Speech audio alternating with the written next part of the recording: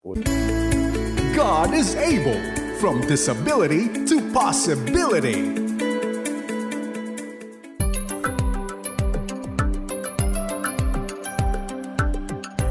Hello po mga kaagapay, magandang umaga, hapon, gabi, saan man po kayo sa mundo. Welcome po sa programang God is Able at binabati po natin ang mga kasama natin ngayon sa FEBC Radio TV at maging sa Facebook Live.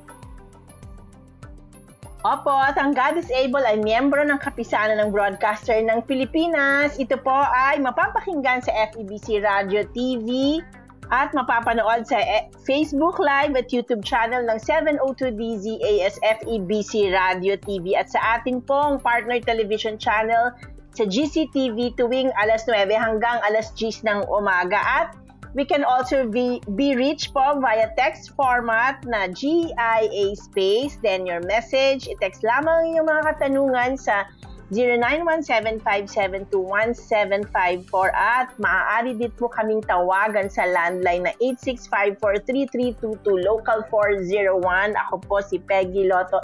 Hello, Pastor Paulo. Hello, Ate Peggy. Magandang araw sa iyo. Kamusta ang iyong linggo, Ate Peggy? Mabuti. Tayo ba ay mabuti. Nakapagpahinga na ba tayo at nakapag-recover mula sa ating family camp kumakailan? Oo, medyo.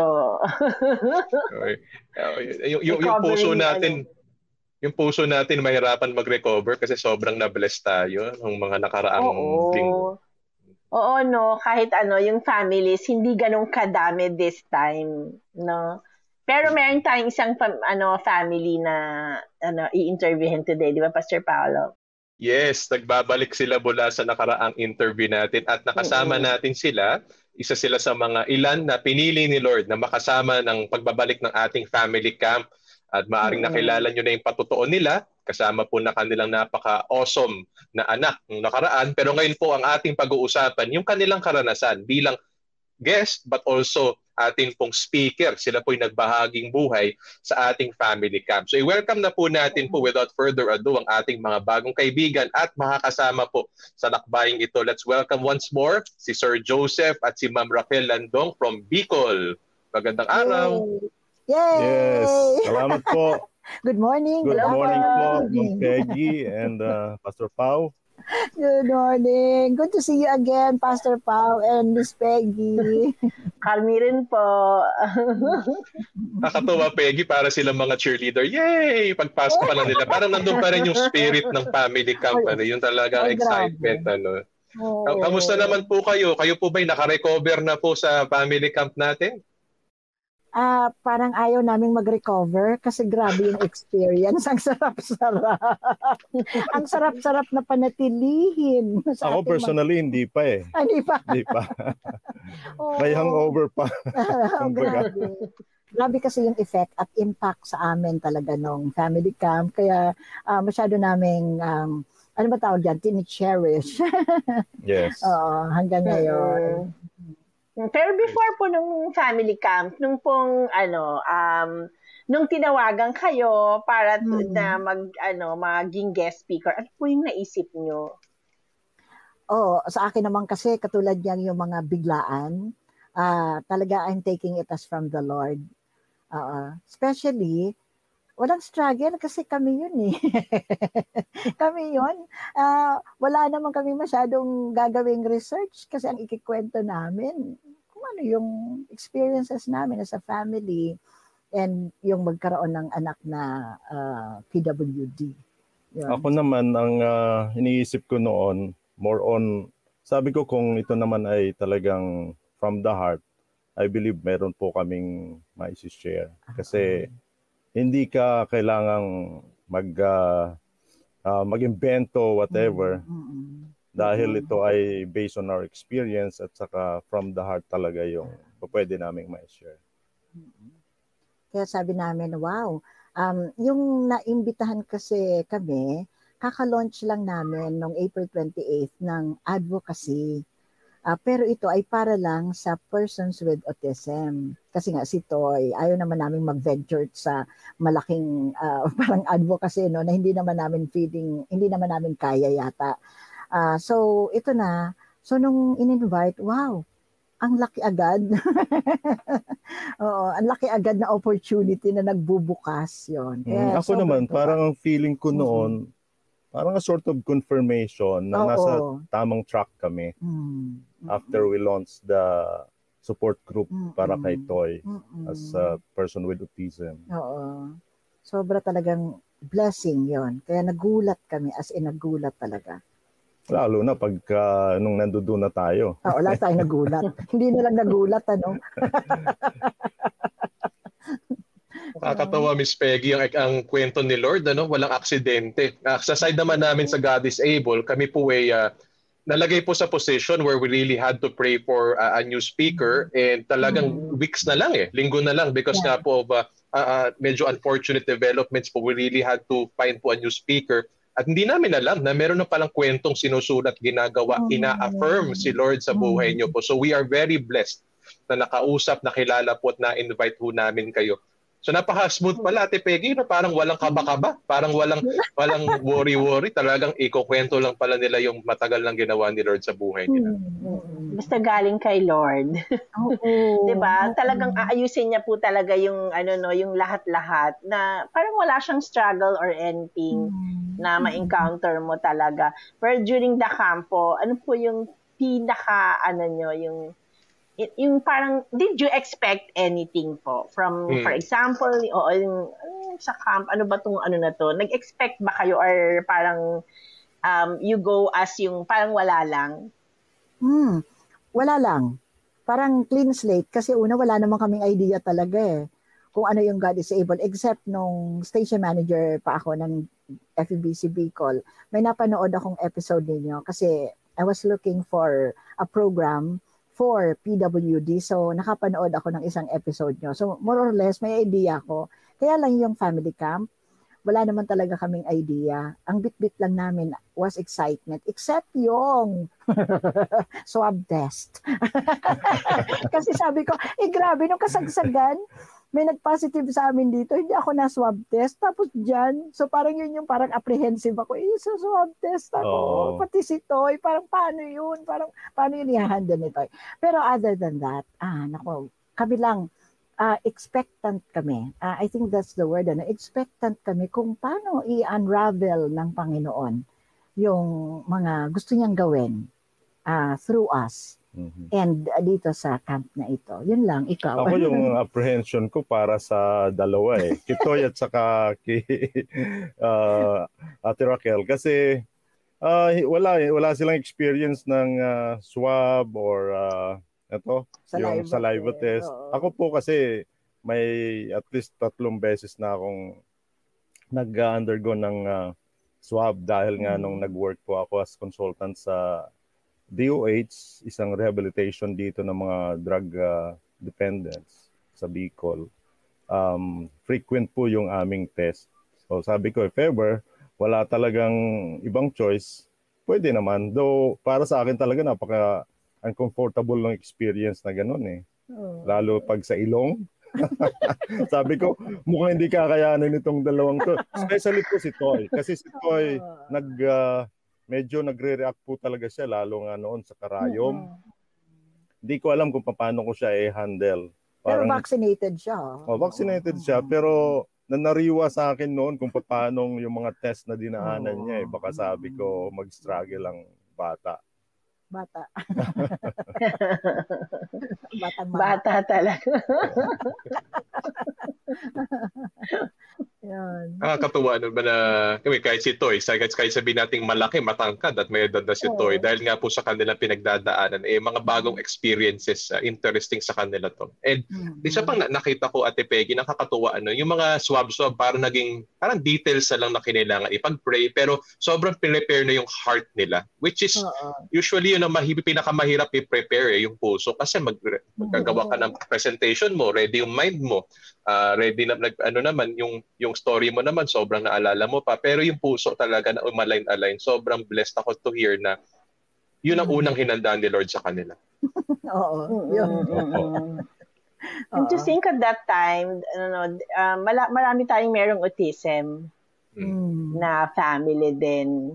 Na nakakatuwa kasi parang Actually, meron pong bumalik as a family. Pero in this time, parang they got a different experience. Like, for example, parang ika-third time na nila. Pero this time, parang because they were so inspired dun sa kwento niyo po, parang sabi niya na, next time, hindi na ako, white lace. Oh, pagdating sa green. ID, sabi niya, God willing, green na ako. Tapos sabi sa kanya, dapat lang, green na kayo. Kasi na-inspire po sila dun sa, yung sa talk nyo, dun sa the whole family camp. So, po talaga. So, bago natin puntahan yung... sige, Peggy. Sige. Sige, Pastor Paulo, sige, baka meron kailangan mas maganda yata yung tanong mo. Bago kayo balik si Peggy, bigyan ko lang ng background kasi papunta na tayo dun sa event mismo. So, yun, hinanda sila ni Lord, hinanda na expectation sila. Bigyan ko lang, Ate Peggy, ng mabilis sa background yung mga nakikinig sa atin. Kasi napag-uusapan yung mga Greek colloy ng IDs, baka na-intriga sila. Ano ba nangyayari sa family camp na yan? Parang sila Ate Raquel, Kuya Joseph lang ng first time. Mga kaagapay, ang family camp ho, para sa ating kaalaman, ay isa pong napaka-special ho na opportunity para bigyan ho ng rest at revival, as I would call it, mga pamilyang affected by disability. Because sa haba ho ng journey ho nila at sa lalim ng pinagdadaanan natin sa kapansanan, kailangan talaga ho natin ng panahon magpahinga as a family. Pero bukod sa pahinga, pagbabakasyon, sightseeing, mahalaga din po yung klase ho na revival work ni Lord na buhayin muli ni Lord yung love ng family, yung spirit work ni Lord sa pabuhay pamilya natin. Siyempre, that's only through our walk with Jesus Christ. So sa family camp, napapakilala rin natin si Lord Jesus, ang love ni God through the gospel. At the same time na po promote natin yung love niya sa relationship. At tamang sinabi ni Ate Peggy na ito po ay talagang fellowship community po ito ng mga volunteers na affected din ng may kapansanan. At the same time, sinoserve nating families affected by disability. And ang ganda lang si Sir Joseph, si Ma'am Raquel, naglalakad sila in between those because nag-volunteer sila to speak, to share, but at the same time, guest din sila. So quick background lang po sa ating mga tagapakinig. So back to you, Ate Peggy. And yung green lace ID, ayun po kasi yung ID ng mga volunteers. Tapos pag white ka, ayun yung ID ng mga families. Di ba, Pastor Paulo? Marami po, meron din po kasi sa amin na mga pamilya na hindi lang isang beses sila na uma-attend bilang pamilya, kung hindi, yung iba po ay nakaka-third time na. So, ayun nga. Pero because, she was so inspired po doon sa mga talk nyo, alam nyo, sabi niya talaga na, naku, next year, pagbalik ko, green lace na ako. Glory to God. Nakakatawa, di ba? Pero kayo po, pag may mga ganito kayong, ganitong naririnig, so how do you feel about it? Especially this family also, she has a son with autism. Alam mo, kami naman kasi talaga, gusto lang na, ang prayer lang naman namin lagi, yung kwento namin ay magbigay ng papuri sa Panginoon. Marami ang ma-inspire. Yun lang naman ang lagi naming motivation. Ano po, sa inyo pong palagay, ano po yung mga learnings na nakita niyo po from the camp? Oh, grabing learning to. Oo. Sa akin siguro, ang sobrang learning na kuha ko from the camp ay yung pwede pala yung safe space. Pwede pala yung safe place. Possible pala yun. Kasi doon lang ako nakakita na yes, meron tayong program. Sinusunod natin yung schedule, di ba, sa program. Pero, spontaneous pa rin. Na kahit na may biglang may sumigaw, may pumunta sa harap na isang person with disability, hindi ka makakaramdam na, naku, nadidisrupt ang program, nadidisrupt ang schedule. So sabi ko, napaka-safe na place. Sa akin, sobrang lakas ng dating nun na pwede pala yun. Pwede lang pala yun kasi lahat ng nandun ay naiintindihan kung bakit nandun. Ang term ko nun actually parang a glimpse of heaven. Oo. Na pag naisip ko siya, parang pwede pala siyang mangyari even dito pa lang sa lupa na walang kahit may mga iba-ibang cases na nandoon, nag-i-interrupt seemingly, pero walang any sign of irritation akong nakita from the leaders, from the volunteers, from anybody na usually na-experience po natin yon even sa loob ng community of believers. Nasabi ko, possibly palang mangyari or possible pala na mangyari yon and po pwede nating i-imitate. Yun talaga. So isa po yun sa talagang nagbigay sa akin ng inspiration na let's do this if possible locally dito sa aming region. Yung subculture, grabe, lutang na lutang talaga. Pwede pala yon, yung safe place. Yung hindi ka mahihiya na yung anak mo ganon. Hindi ka mahihiya talaga. Nakita namin po yung sincerity nung God is able community na yon, yung family na yon, na worth talaga na imitating. And for me, life-changing yun Parang paradigm shift po sa akin na possible siya na gawin natin. Sana mangyari po. Yun ang prayer namin. Believing na as we work together with you guys, talagang mangyayari po yun dito sa Bicol. Naiyak na siya. Naiyak na ako Bihira yan mapaiyak. Ate Peggy, ninibita na yata tayo sa Bicol magkaroon ng family camp. But it's so amazing. It's so amazing. Sana nga po. Sana nga. Pagpayin natin kay Peggy, and not only in Bicol but everywhere else sa Pilipinas. Kasi kung tutuusin, sobrang simple lang naman ng family camp kung preparations at program lang. Tama po yung sinabi ni Ate Raquel, it's more of creating yung safe space. At na-amaze ako every time narinig ko yun na posible naman to sa labas, lalo na po sa church, pero napakabihira po pala na magkaroon ng ganitong safe space yung mga may namahal natin, may kapansanan. Follow-up question ko lang po dun, sa na-mention yung safe space. Si Toy, napansin niyo po bang relaxed siya, feeling niya enjoy siya? Meron bang form of feedback si Toy nung kanyang experience? Oo, hindi lang talaga namin siya, hindi niya na-verbalize of course, na masaya siya. But we would always ask him na, are you happy? Yes. Si Toy, makita mong interested siya kasi on his own, gumigising siya. Nagpe-prepare siya. So makita mo, tapos there was a day nga na nasa taas pa tayo, nagde-devotion siya, ando na sa baba kumakain. Nagbe-breakfast na. Nagbe-breakfast na mag-isa. So, he prepared himself alone after he woke up.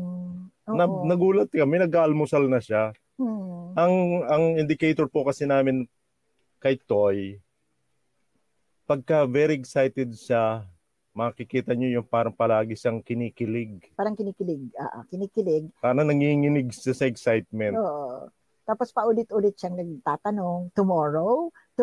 Na-anticipate niya lahat kung ano yung mga gagawin the following day or in the afternoon, during morning, tinatanong niya po yun. Miss Raquel, balik po ako dun sa yung safe space kasi 'di ba for a very long time missionaries po kayo, 'di ba? Tapos sinabi mo po na parang first time ko lang na meron palang ganito, pwede pala. So ibig po bang sabihin nung mga times na mga yung mga pinupuntahan nyo, it never happened na parang, okay, si Troy na andyan lang siya, he can walk to and fro, or kahit nag-iingay siya.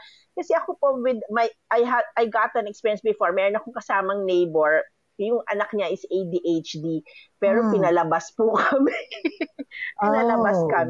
Na-experience ko po talaga yon. So parang ako sabi ko, maganda. Kaya ako nagkaroon ako ng heart dyan sa safe space. Yun po talaga yung ginusto ko rin na parang i-impart sa sa mga churches na the churches should be or any community that it should be a safest place for the people with disability, especially with people with autism kasi sila iba talaga yung journey ng person with autism, di po ba? Sila yung pagbigla talaga siya lang mag-iingay or minsan, di ba bang nila yung head nila sa wall kahit maraming tao, di po ba? May mga silang ganun eh.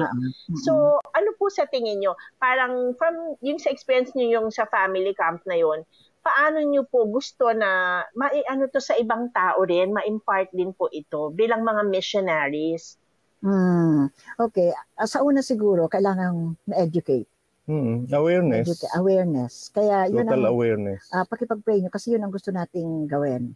Una naming gagawin is to gather some possible potential partners. These are pastors, churches, leaders, and mga pads, and yung mga PWD din na kaya, talagang orientation lang kasi binigyan kami ni Sir Moses ng mga video. So, bubuuin namin yon as a presentation. Yun ang unang-una namin gagawin, education. Kasi kailangan ma-educate dahil hanggat hindi, lagi na lang kami mag-i-explain, Miss Peggy and Pastor Pao. Yung parang, para lang wag kaming palabasin, katulad ng sinabi mo. Kailangan magpapaliwanag ka muna, si Toy, may autism kasi siya, so hindi siya ganyan. Parang ganon. Parang sa camp kasi walang ganon eh. Walang paliwanagan eh. Oo, lahat tanggap. Parang ganon. Para bang yung spirit doon, without parang requiring everyone na kailangan mag-behave dahil may mga ibang nagmi-misbehave, parang ganon.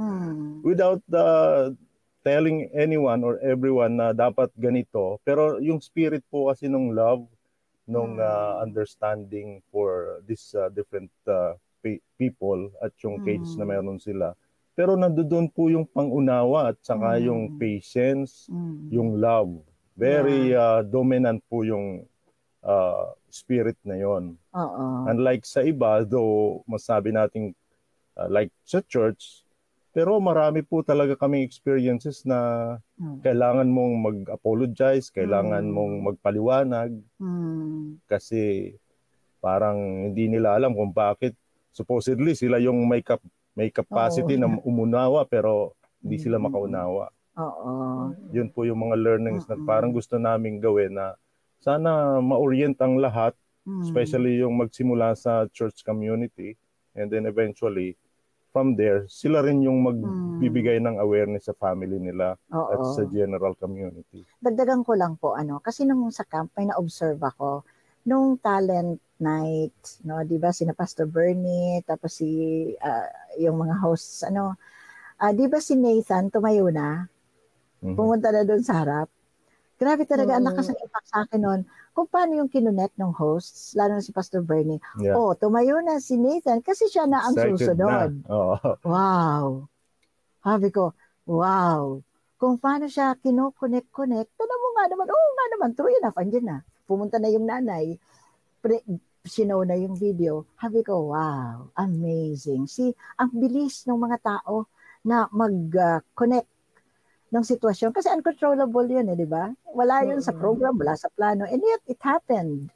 So, ang galing talaga sa akin, ang lakas ng dating nun. Naalala ko noon yung madalas na call out tayo while ongoing ang service. Pina-flash pa yung pangalan ng aming anak doon sa monitor. parang nakaka-embarrass, though discreet siya, pero nakaka-embarrass kasi if kilala nila si Toy, kilala nila kami, definitely hindi maganda. Hindi po magiging okay. Awkward, kumbaga. Yun nga po. Kasi 'di ba, makikita po natin na parang sa camp naman, parang may mga nagsasalita din, 'di ba? May mga speakers.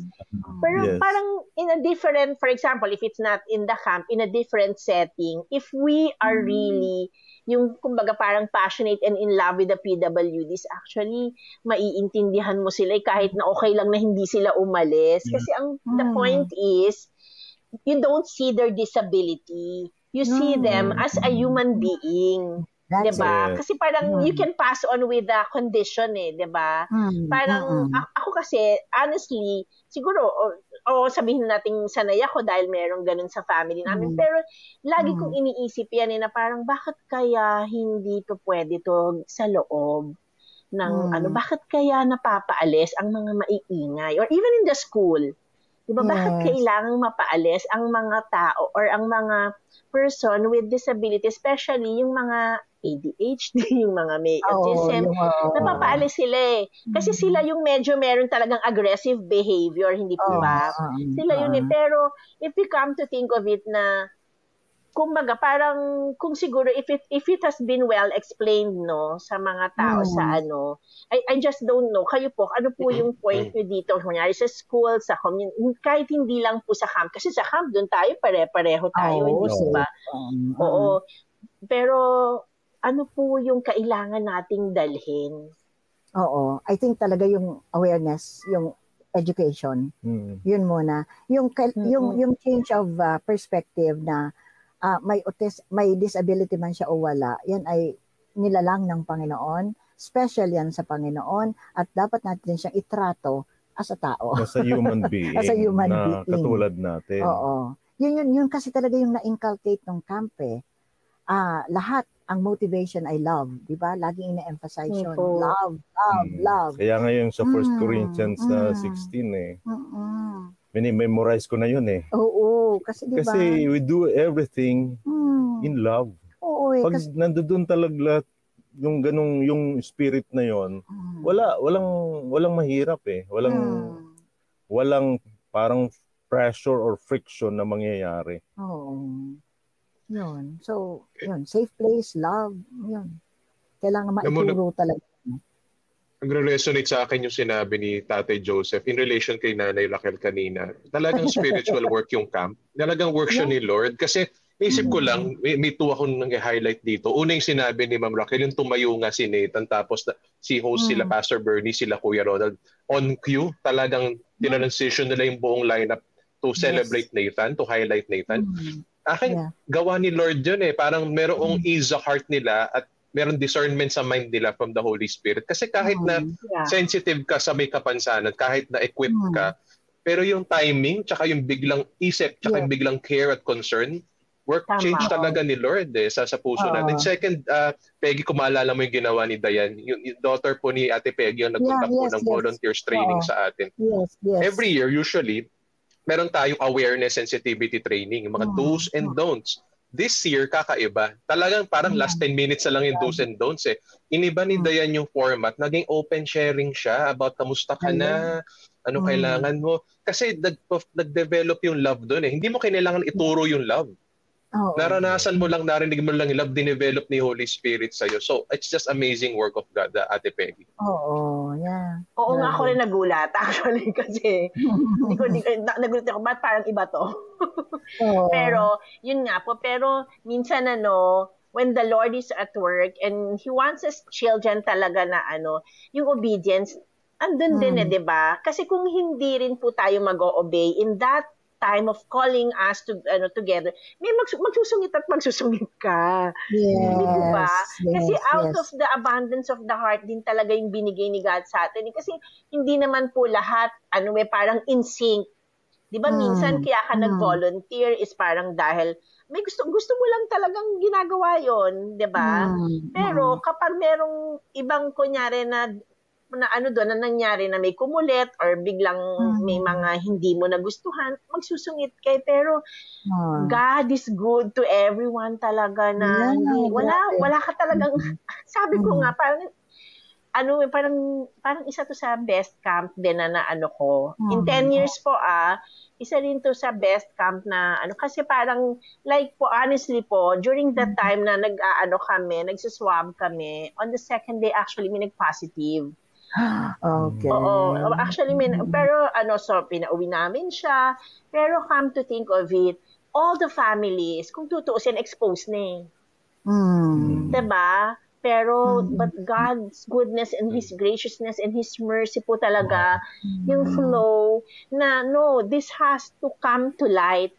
Na kailangan pa rin tong mangyari, even if no families will go home. Kasi kung tutusin po, exposed kami lahat on the second day. Pero I remember after the camp, Moses was checking na sinasabi niya na tine-check ko lang kung may COVID. Kasi nga, we know. Pero di ba, I mean, kapag kasi God po ang nasa gitna talaga. Yes. Di ba? Nothing can be thrown against us. Especially I think na during this time po na siguro po naramdaman nyo yung talagang overflowing love. Ay grabe, first time. Alam mo, kaya ang sabi namin kanina, kakaiyak. Sabi nga namin kanina, ayoko siyang matapos, ayoko siyang ipahinga yung experiences nung nangyari doon. Kasi first time namin maranasan yun. Yung we were in a safe place, as in safe place. In fact, yun nga, parang kaya sabi ko kanina may hangover pa rin ako kasi every time ito na sinishare ko, talagang nagiging emotional ako eh. So, sabi ko, this is something talaga na parang ni-reveal sa atin ng Panginoon. In fact, mayroon na po kaming, hindi ko alam kung na-mention na ni Mami Raquel. Ni Nanay Raquel. Ni Nanay Raquel.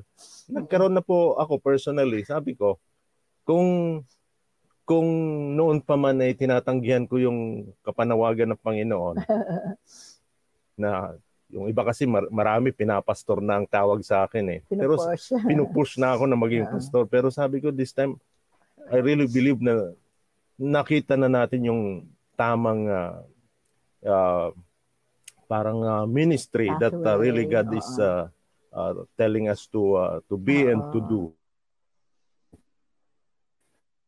And this time sabi ko, I'm ready to give the rest of my life for such a ministry. Oo. Ito lang, maisingit na lang namin kasi ito na yata yung tamang pagkakataon. Siyempre, we went there as speakers. Pero hindi namin alam na on Thursday pa lang, first day, we were already ministered unto. Yes. And actually, may healing na nangyari sa amin doon. Gusto mo ikaw naman kwento? Maiyak na ako ng tuluyan yan eh. Kaya talagang, ang saya-saya lang. Nung nagsabi kami na we're thankful na ang time slot namin ay Saturday, kasi hinil muna kami ng Lord nung Thursday pa lang. Yun lang ang laking kumbaga orchestration po ng Panginoon eh. Yes. Na before po kami nag-talk, talagang kami personally naranasan na namin yung ministering ng Holy Spirit na healed kami as if umaagos ang luha na hindi namin alam. Nagkakaroon ng healing doon sa mga basta hindi namin lang ma-figure out kung ano yon. Pero later on, na-determine ko po na may mga naipon ng burden sa loob namin, sa isip namin, na hindi na lang namin dinidiscuss with our journey ni Kitoy. Pero doon po, parang hindi namin alam kung paanong hinil ng Panginoon na eventually parang yun yung naging effect eh. Sabi ko, ito na yung parang tamang ministry na kailan nating paglaanan ng panahon natin until the Lord comes or take us home. Yun na po yung impact noon. And talagang excited po ako, even hindi pa po nakakausap ng aking asawa ang aming mga pastor. Sinare ko na po ito and eventually meron po kaming mga new ministries na sisimulan po pagbalik namin. Community po ito daw ng mga PWD. So by next week, God willing, magsisimula na kami doon.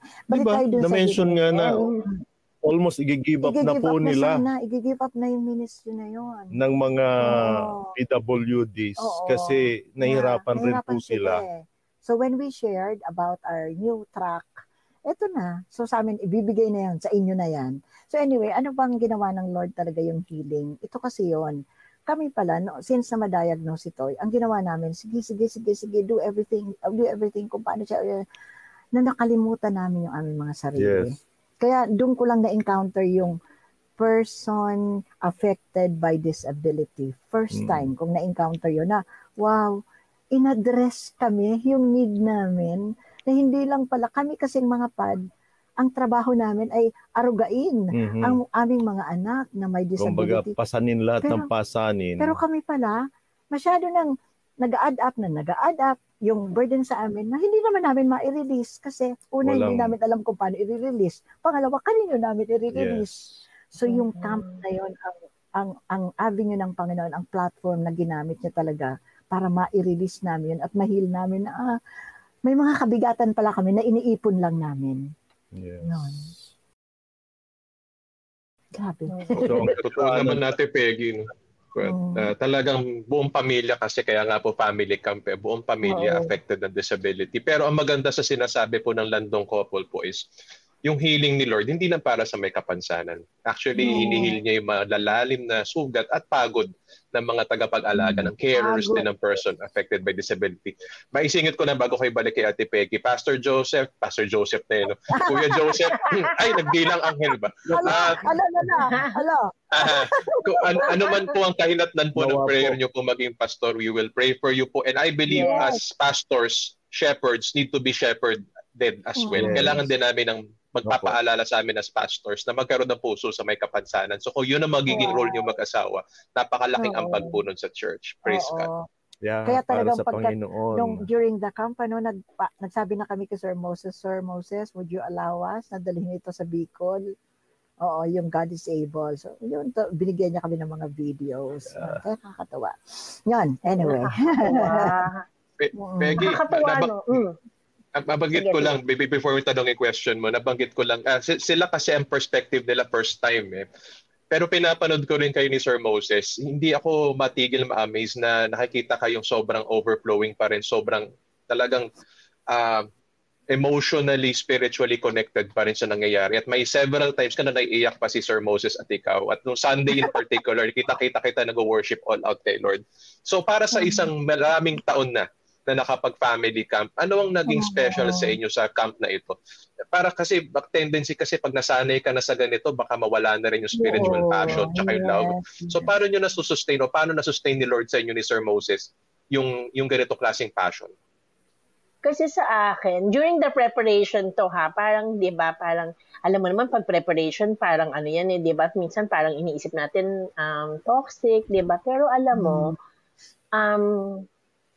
hindi ako nag-prepare. I know that it is not me kasi I am clearly, parang the Lord has been impressing in my heart na ilagay mo si ganito to lead, ilagay mo si ganito, ilagay mo. Ganun po. Tapos parang sabi ko lang sa kanya, Lord, just speak to me kasi parang first time ulit kami magka-camp. So parang, alam niyo ako, honestly, every camp po, talagang expectant din naman ako na expectant ako, not just for everyone, but also for me. Na, di ba, parang sa akin, nagre-retreat din ako.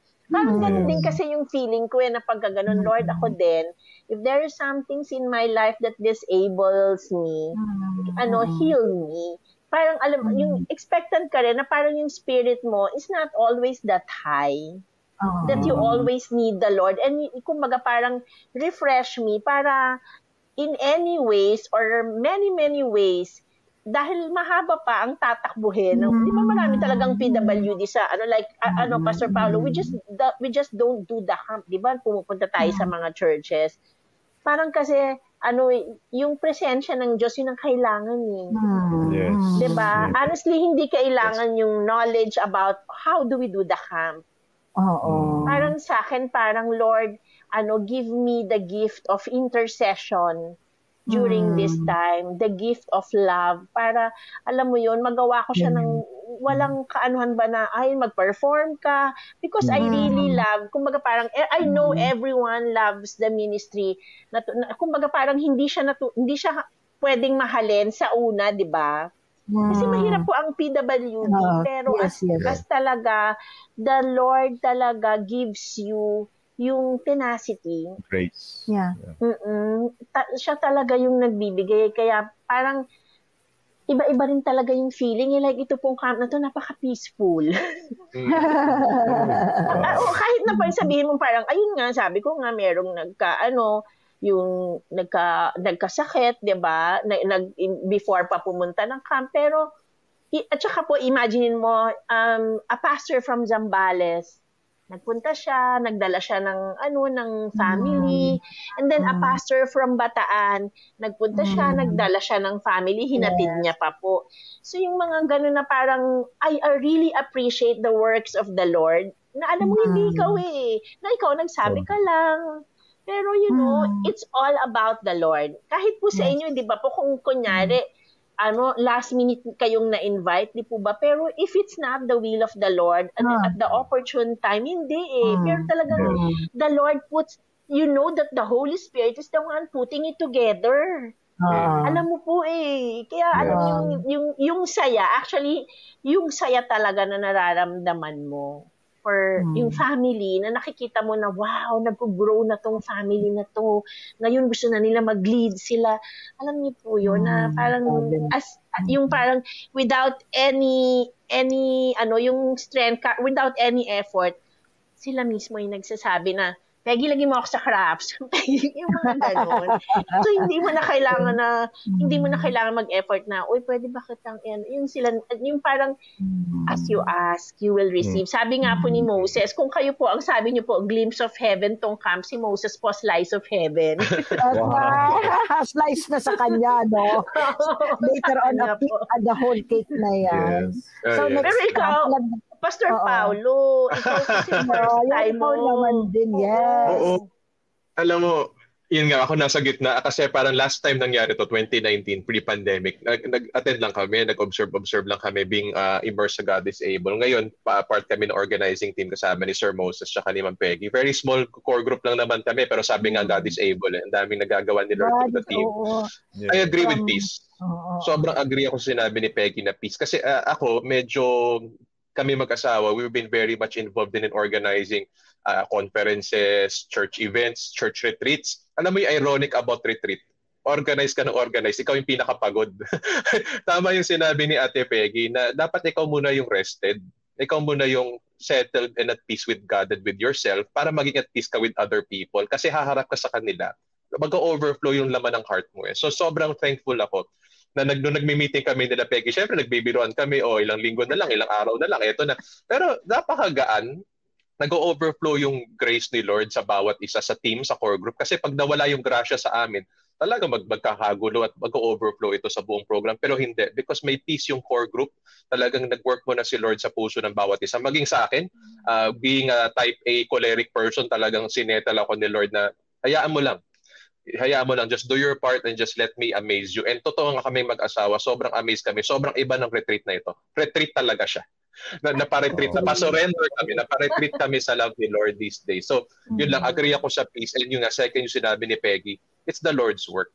Nakasarap na reminder sa buhay natin, sa buhay na may kapansanan nakikinig nito, na may Diyos na talaga namang hawak yung buhay natin. At kung hinawakan niya yung buhay-buhay namin nung camp, talaga namang kaya niyang panghawakan yung pang-araw-araw na pinagdadaanan natin. So, very thankful kami mag-asawa at very at peace. Kaya sarap nito, Peggy, meron tayong malaking caravan na hinaharap sa June, Wheels for the World. Let us bring the same peace and the same grace sa lahat ng ginagawa natin. And I pray all ministries will have the same attitude and culture as well. Wow. Kaya sana po ang prayer namin ng sa God is Able kay Pastor Joseph. Pastor Joseph. Pastor's wife. Parang nakaka-pressure na. Pero alam ko kasi po. parang talaga when there's a calling, it becomes a peace in your heart. Grabe. Amen. Uy, Po. Pastor Joseph ata may gusto sabihin. Mag-yes na yata siya. Alam mo ito. Well, ako nga po ay sabi ko nga kung ano man ang plano ng Panginoon sa akin as far as yung ministry na to. At ako po ay talagang all out na open po ako for anything na bibigay niyang task sa akin as we will be really starting here. Basta po, bukas na bukas po ang puso ko at punong-puno po talaga ng kagalakan at kapayapaan. Ito na po yun. Parang yung sinasabi nga ni Brother Dubs na yung Kairos time for me, yun na yun. Dumating na po. Through that camp. May dagdag lang po kami para lang mas ma-appreciate natin. Supposed to be, ngayong June, pupunta kami ng Thailand for missions exposure. Kasi nga after dito sa retirement ko from as full-time staff ng FEBC, so yun talaga ang direction namin, global missions. Ngayon, biglang yung organizer kinancel yung June. Move to October. Move to October. So sabi namin, October na lang tayo. Pumasok na itong camp. Alam mo, mukhang the Lord has closed the door sa foreign missions kasi ito na yung mission namin. Wow. Ito na, yung God is able. So, nire-direct kami ng Lord talaga. Definite po talaga yun na close na yung foreign missions. Ito na yun. Let's do the missions that God is putting upon our shoulder locally. Sa ito ngayon, na po yun. What we're doing ay kausapin ang mga tao, PAD man siya, PWD man siya or hindi, yung alam namin may mga puso, kinakausap na namin unti-unti para ma-invite namin sila kapag nagkaroon ng parang presentation kung ano yung God is able ministry. Wow. Amazing. Nakakatuwa naman, oo. Parang wala tayong Amazing nasabi. talaga si Lord. Amazing si Lord. Actually, kami talaga speechless kami, Lord, grabe. Kaya pala kinancel yung June. Kasi may gagawin ng Lord. May ibubukas na kung saan kami masyadong makaka-relate. Kasi kami yun eh. Sabi ko nga sa kanya, over and over, sabi ko, ito na yun kasi relate much tayo dito. For the last 2 decades, buhay na natin ito eh. And si Toy ang naging key para ibukas talaga ng Panginoon sa atin ito. Especially kaya po ano yun. Binigay sa atin. Oo. Especially po kanina nabanggit nyo na yung ministry na halos iiwanan na. Pero ngayon, di ba?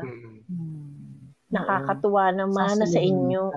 Sasaluhin nyo. At di ba God has really prepared everything. Gandang lesson ng Peggy sa ministry kasi minsan naghahanap tayo as Christians, Lord, how can we serve you? How can we honor you? Pero hindi naman malalayo sa kwento ng buhay natin, ng ministry natin, because si Peggy, ako, kami mag-asawa, kayo po, si Sir Moses. Kaya naman tayo magkakasama dito at sa ministry ito is because yung mga may kapansanang inalagaan natin o minamahal natin ang nagdala sa atin, nagbuklod-buklod sa atin. Tama sinabi ni Tayo, na sila ang nag-open ng ministry sa atin at hindi na natin kailangan lumayo. Talagang dikit sa buhay, relate much talaga, Ate Raquel. Yes. Tsaka pag ginusto ng Diyos, talagang there is a provision pag ginusto ng Diyos. Diba? Peggy, kailan tayo sa Bicol? Malapit na yan.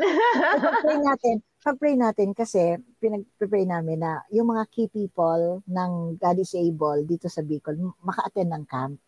Kasi iba yung ma-experience talaga nila. At least yung mga key people, madala rin namin sa camp para talaga ma-embrace nila yung buong vision ng God is able. Yan. Isa pang madagdag ko po yung general, kumbaga yung faith ko after that experience with the family camp, nawala na yung mga alinlangan ko sa buhay na what if magpo-full-time ako or mag-serve talaga ako sa Panginoon bilang bivocational? Sabi ko, kasi ako, generally, ang concern ko palagi is dapat ang finances hindi nawawala sa ministry, which is reality naman po yun. Pero this time, sabi ko, pag ang Panginoon ay tumawag sa atin, alam ko ipoprovide niya at sasamahan niya tayo. Hindi niya tayo pagkukulangin. Kaya sabi ko, 100% na po na ibinibigay ko yung remaining life. The rest of our lives will be serving the Lord. Oh, yes. Naku, may mga kwento po ako sa inyo ng mga ganyan. Opo. When I decided din po na na sabi ko, Lord, ang hirap naman ng PWD na ministry, talaga bang ito? Pero nung talagang when I prayed for it and I told the Lord na, Lord, if this is really from you and you are calling me to do this, it's okay na wala akong kahit na gusto ko lang po na bigyan mo ako sa labas para sa mga anak ko. Alam niyo po, never nagkulang ang Diyos. Never po talaga. Kagaya po rin yung storya ni Pastor Neil. Si Pastor Neil po ng Zambales, natatandaan niyo po? Opo. Na nag-istorya siya na siya lang po ang pastor na nag-take ng ministry. And alam niyo po ngayon, may provision sa kanya. Wow. Praise God. Na-share niya po yun na parang pati yung pamasahe, pati yung food, burden niya lahat. Opo. At pareho kayo, Kuya Joseph. Talaga iniisip din naman niya yung finances. Yung kausap namin ni Peggy nung umpisa sa ministry, talagang concern niya paano yung panggastos, paano yung budget. Ngayon baliktad na. Siya na binibiglaan ni Lord, pinag-uumakaw ni Lord. Kaya siya na nauna nag-iimbita. At tapos sinabi ni Peggy, may anointing si Lord sa kanya na, well, siya na lang siguro magkwento, pero may kilo si Lord sa kanya kasi in-honor niya si God. Opo, napakaganda po nung niya. Kaya talaga when we obey the Lord in the ministry or the calling that He has given us, basta obedience lang talaga. Kasi hindi naman tayo pabababain ng Diyos. Naku, magtatapos na tayo. Kayo po, ano po yung ma-encourage niyo po? Ay, yung hindi pa tayo tapos. Para po sa mga nakikinig, ang guest namin ay si Mr. Joseph and Ms. Rachel Landong. Pakinggan niyo po kung ano po yung meron na encouragement sa kanila. Sige po. Sige ba? Okay. Ikaw na kaya. Well, ako, honestly po, kung doon po sa ating mga listeners, kung meron po talagang sinasabi ang Panginoon sa atin, and alam naman natin na ito ay inline sa kanyang kalooban, inline sa kanyang mga salita, wag na po tayong magpatumpik-tumpik, talaga pong sumunod na po tayo. Kasi marami pong pagkakataon na we only believe in our thought, pero yung action po natin hindi nakikita eh. Pero we need really to follow in obedience doon sa sinasabi ng Panginoon. Doon po kasi nagsisimula yung changes ng ating mindset, ng heart natin, and eventually po yung transformation nangyayari according doon sa plano niya para sa atin. Oo. Ako naman, the Lord would always look at our hearts, and siya lang naman talaga nakakaalam ng mga intentions na yan. Yes. At kapag ang heart ng Panginoon ay nilagay natin sa ating heart, open tayo sa pagbukas at pagsara ng mga opportunities. Sa amin, ito na, yung ibinukas ng Panginoon, and this is something big. Parang, kung titinan mo, hindi naman kami clueless talaga kasi for 21 years, mayroon kaming anak na may disability. Ang challenge lang sa amin ngayon ay kung paano ito i-extend yung ministry na ito sa iba. So please help us pray na itong ministry ng God is Able ay madala, mag-prosper. Ang Lord lang naman ang magpa-prosper nito dito sa Bicol para talagang yung safe place na sinasabi natin na everything is motivated by love ay maramdaman talaga ng mga PWD at ng persons affected by disability. Yan. Ayan. Maraming salamat po. Ipag-pray namin ang calling ni Lord sa inyo at ang wider ministry niya sa inyo. But most important, tama po, balik po tayo sa puso. Ang family camp po ay, sinasabi ko, reflection ng puso ng Panginoon sa God is Able, at thank God na highlight sa usapan natin, puso pa rin ng Panginoon. So, Ate Peggy? Opo, natapos na isang oras. Maraming salamat mga kaagapay sa pakikinig. Abangan kami muli sa susunod na Sabado, same time, 6 to 7 sa 702 DZAS. Ako po si Peggy Lotto. At sa lahat na nakikinig, see you po sana po sa Family Camp 2024 Lobby ng Panginoon. At ako po si Brother Paulo Sanchez. Kami po ang programang God is Able, laanin katatagan at pag-asa sa mga Filipino PWDs. Ate Peggy, from disability to possibility. Thank you, Lord. God bless po. Thank you. God is able, from disability to possibility.